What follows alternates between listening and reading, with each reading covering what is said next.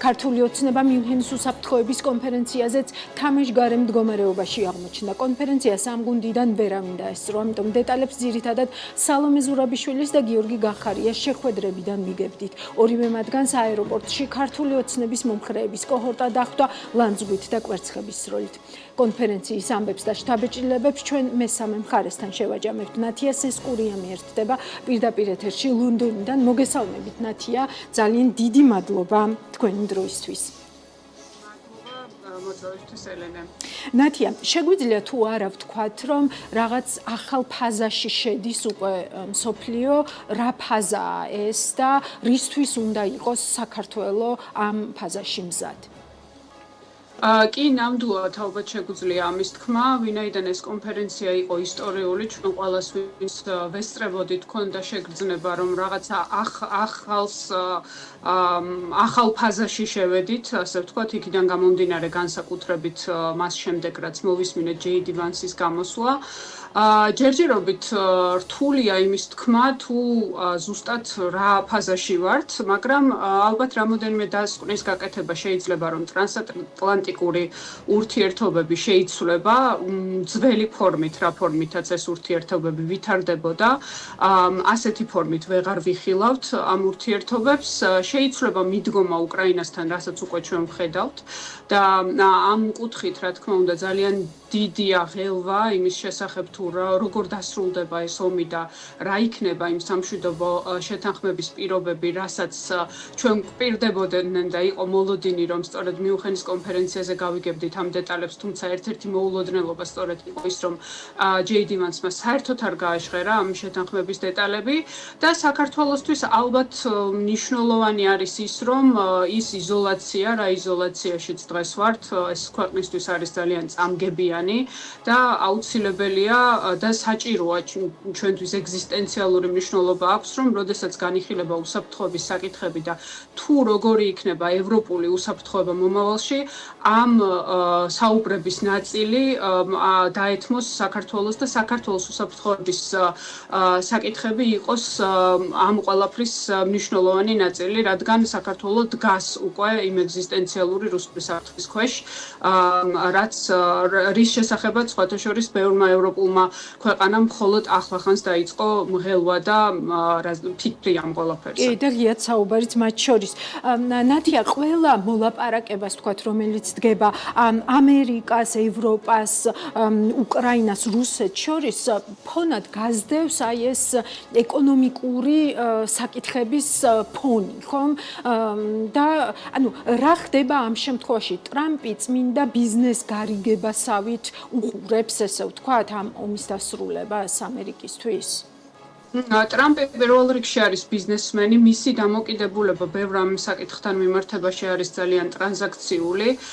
მისი დამოკიდებულება ასევე ევროპის ქვეყნებთან მიმართებაში არის ხაზგასმით არის ძალიან დიდი ზეწოლა იმაზე, რომ ევროპამ უნდა ხარჯოს უფრო მეტი თანხები თავდაცვაზე და უსაფრთხოებაზე და ის იმ ძველი ფორმით, რა ფორმითაც ამერიკა რამდენიმე დეკადის განმავლობაში იყო, ასე ვთქვათ, ევროპული უსაფრთხოების გარანტორი, ამ ფორმით ტრამპს აღარ სურს ამ ურთიერთობების გაგრძელება. შესაბამისად, ჩვენ ვნახეთ, რომ ორშაბათს პარიზში ჩაინიშნა შეხვედრა, ეს ყველაფერი განხილული იქნა ევროპის ლიდერებს შორის და ძალიან დიდია დაძაბულობა ამ ყველაფერზე. თუმცა პირველ რიგში აი ამ მიდგომას სწორედ ვხედავთ უკრაინასთან მიმართებაში, იგივე ვთქვათ, იყო საუბარი იმაზე, რომ უკრაინამ უნდა დათმოს გარკვეული მნიშვნელოვანი მინერალები იმისთვის, რომ წიაღისეული იმისთვის, რომ გარიგება მოხდეს და ვთქვათ, ამის სანაცვლოდ ჯერ კიდევ უცნობია თუ რა შეიძლება მიიღოს უკრაინამ. ტრამპი ამ ყველაფერს უყურებს როგორც, ასე ვთქვათ,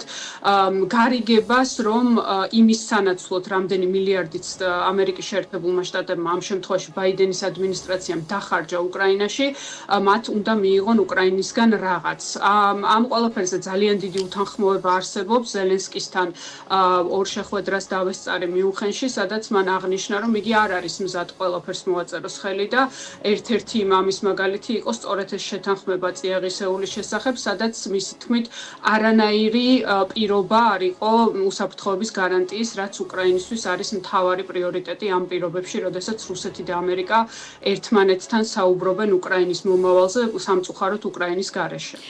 სხვათა შორის საინტერესო იყო გაერთიანებულ საამიროებში აი ამ ბოლო შეხვედრაზე, ესე ვთქვათ, რუსეთის მხრიდან აი ამ რაღაც ეკონომიკური წარმომადგენლის ყოლაც იქ რუსულ ბაზარზე, ესე ვთქვათ, აქცენტით, ხო?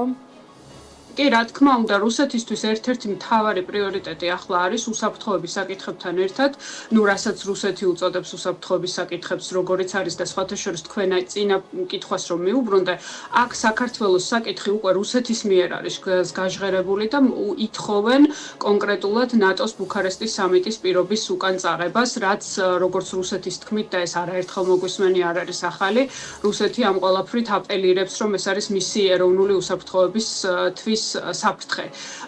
და ეკონომიკურ საკითხებს რაც შეეხება მეორე პრიორიტეტი, ასე ვთქვათ, უსაფრთხოებასთან ერთად არის სწორედ სანქციების საკითხი, სანქციების მოხსნის საკითხი, რაზეც რუსეთი ძალიან იმუშავებს იმისთვის, რომ ეს საკითხი რამენაირად დაარეგულიროს და მოახდინოს ნორმალიზება ამერიკა-რუსეთის ურთიერთობების. ამ კუთხით ევროპაში ბევრად უფრო დიდია სკეპტიციზმი და რუსეთმა ეს იცის, ამიტომ რუსეთს სურს, რომ მაქსიმალურად ეს მოლაპარაკებები შედგეს, ასე ვთქვათ, ეგრეთ წოდებული დიდი ძალების, სუპერპაუერების ძველი ამ სიტყვის ძველი გაგებით შორის, ამერიკასა და რუსეთს შორის და აქ არ იყოს ჩართული სხვა არც ერთი მოთამაშე. ნატოს ან ევროკავშირის ქვეყნები და რა თქმა უნდა უკრაინა. კი, აი ეს მადის ზრდას რომ გაუსვით თქვენ ხაზი რუსეთისგან, რასაც ის ითხოვს უკრაინის და საქართველოს შემთხვევაში, რომ არა მხოლოდ ახლა არ გახდებიან ისინი წევრები ნატოსი, არამედ არც მომავალში არასდროს არ ექნებათ ამბიცია, რომ გაწევრიანდნენ ალიანსში, ხომ? ანუ თუ ტრამპისთვის ეს ბიზნეს გარიგება, რა არის ეს რუსეთისთვის და აი ეს აცდენა ხომ არ არის ძალიან პრობლემური მსოფლიოსთვის, ისე როგორც ჩვენ ხედავთ მსოფლიოს და ამავდროულად საქართველოს მკაფიო პოზიცია რა უნდა უსაფრთხოებისგან, ეს უნდა ჩანდეს თუ არა ყველგან. აუცილებლად უნდა ჩანდეს, რადგან ახლა არის ძალიან დიდი გაურკვევლობა. ახლა წყდება ძალიან ბევრი საკითხი და სხვათა შორის აი მიუნხენშიც ძალიან მკაფიოდ ჩანდა, რომ 10 იმდენი ვიტყოდი ხდებოდა დახურულ კარს მიღმა, ვიდრე თქვათ ეს გამოჩნდა თუნდაც იმ დისკუსიებში, რაც იყო ღია დისკუსიები და რაც თქვათ, რაც გადაიცა ტელევიზიით და ასე შემდეგ. შესაბამისად, ახლაც თებერვალში მარტში ძალიან ინტენსიური იქნება ეს მოლაპარაკებები. ძალიან ბევრი რამ არის ჰაერში, ასე ვთქვათ, გადაუწყვეტელი. ჯერჯერობით არ არსებობს არანაირი დეტალიზაცია იმის შესახებ, თუ რა იქნება, ვინ შესთავაზებს უსაფრთხოების გარანტიებს უკრაინას და ამ კონტექსტში აუცილებელია საქართველოს საკითხების წამოწევა, ვინაიდან ჩვენ არ გვაქვს არანაირი უსაფრთხოების გარანტია, ჩვენ გვაქვს რეალური რუსული საფრთხე, რომელიც მუდმივად იზრდება. ქვეყანაში არის არასტაბილური გარემო, ქვეყნის ევროატლანტიკური ინტეგრაცია დგას ძალიან დიდი კითხვის ნიშნის ქვეშ და საფრთხის ქვეშ. შესაბამისად, ეს ყველაფერი, რა თქმა უნდა, საქართველოს ხდის ბევრად უფრო მოწყვლადს, ვიდრე აქამდე იყო, მიუხედავად იმისა, რომ აქამდეც საქართველოს ძალიან მოწყვლადი იყო.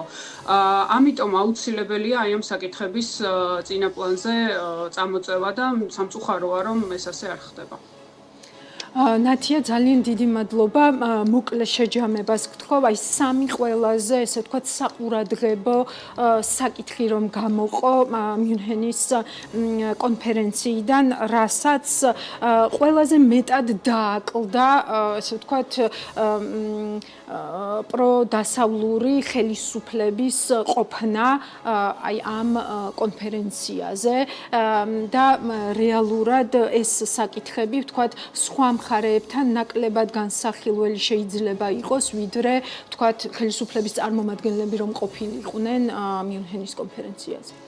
ხო, ნუ პირველ რიგში ვიტყოდი, რომ აუცილებელია ასეთ ფორმატებში ეს მიუნხენის კონფერენცია, როგორც ჩვენ ვიცით, ეს არის მთავარი მოვლენა ამ სფეროში.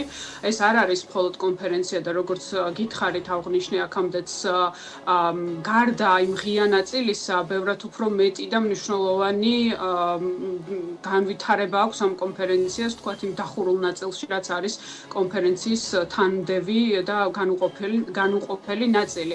ამ შემთხვევაში, რა თქმა უნდა, საქართველოს ფოკუსი პირველ რიგში ვიტყოდი, რომ ძალიან მცირე იყო, თითქმის არ იყო. იყო, რა თქმა უნდა, სალომე ზურაბიშვილის პანელი, თუმცა იგივე ღია თუ დახურულ ფორმატებში საქართველოს ფოკუსი ნაკლებად იყო, უფრო კონტექსტი იყო ზოგადი რუსული აგრესიის კონტექსტში მოიხსენიებდნენ ხოლმე საქართველოს, ვიდრე თქვათ უფრო დეტალებში ჩასვლა არ მომხდარა ამ შემთხვევაში. ამიტომ ვიტყოდი პირველ რიგში საქართველოს უსაფრთხოების საკითხების წამოწევა, ეს იქნებოდა ალბათ ძალიან მნიშვნელოვანი საკითხი იმ გარემოებაში, როდესაც დღეს როგორც აღნიშნეთ, წყდება ძალიან ბევრი რამე ჩვენ რეგიონთან მიმართებაში. შავი ზღვის უსაფრთხოების ნაწილში საქართველოს როლის წამოწევა, ასევე აქ გულისხმობ ეკონომიკურ მიმართულებას, რაც ძალიან მნიშვნელოვანია და ევროკავშირის გაფართოების ნაწილში, ვინაიდან ამ გაფართოებაზე იყო აქცენტი, რადგან დღეს უკვე დგას ისე საქმე, რომ ამერიკის შეერთებული შტატები როგორც ჩანს ძალიან სკეპტიკურად უყურებს უკრაინის ნატოში გაწევრიანებას, ევროკავშირთან მიმართებაში გაკეთდა ძალიან პოზიტიური გზავნილები და ერთხმად აღნიშნავდნენ ევროპელი ლიდერები, რომ უკრაინის ევროკავშირში გაწევრიანება მოხდება აუცილებლად და მალე.